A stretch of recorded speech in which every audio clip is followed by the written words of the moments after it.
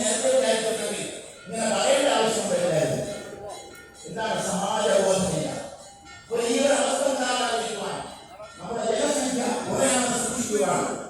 ജനസംഖ്യ കുറഞ്ഞാൽ ഉണ്ടാകാവുന്ന അപകടത്തെ കുറിച്ച് ചിന്തിക്കുവാനുള്ള ബോധ്യമുണ്ടായിട്ടുണ്ട്. അതിനുവേണ്ടി പ്രവർത്തിക്കുവാൻ നമുക്ക് കഴിയട്ടെ.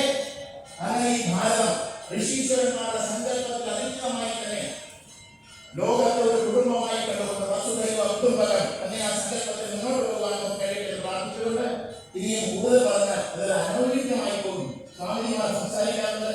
അദ്ദേഹം വളരെയധികം തമിഴ്നാട്ടിൽ എത്രയോ 10,000-കണക്കിന് കുടുംബ യൂണിറ്റുകൾ ഉണ്ടാക്കിയിട്ടുണ്ട്.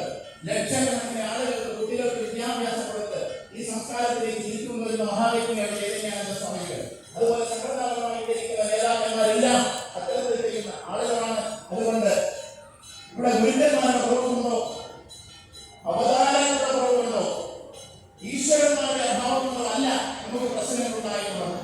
അവർ കാണിക്കുന്ന മാർഗത്തിലൂടെ നടക്കുവാനും അവരുടെ വാക്കുകൾ അനുസരിക്കുവാനും നമ്മുടെ ശ്രദ്ധ കാണിക്കാതെ അലസരായതുകൊണ്ടാണ് നമുക്കിതൊക്കെ ഉണ്ടായതെന്ന് ഉള്ള ഒരു തിരിച്ചറിവുണ്ടാകട്ടെ. അതിന് മുഴുവൻ ഭഗവാൻ അനുഗ്രഹിക്കട്ടെ. എല്ലാവർക്കും ശാന്തിയും സമാധാനവും ഉണ്ടാകട്ടെ. നമ്മുടെ രാഷ്ട്രം സ്വന്തമായി നമ്മുടെ സ്വന്തം എന്താണെന്ന് നമ്മൾ വളർത്തുവാൻ വേണ്ടി മഹത്തായി ബൃഹത്തായി മുന്നോട്ട് പോകട്ടെ പ്രാർത്ഥിച്ചുകൊണ്ട് എന്റെ വാക്കിന്റെ ശക്തിയും സങ്കല്പത്തിൽ ഉടനവുമായ ജഗദ്ഗുരു സ്വാമി സത്യാനന്ദ സരസ്വതി പ്രഭാകരന്റെ പാദങ്ങളിൽ ഉപസംഹരിച്ചുകൊണ്ട്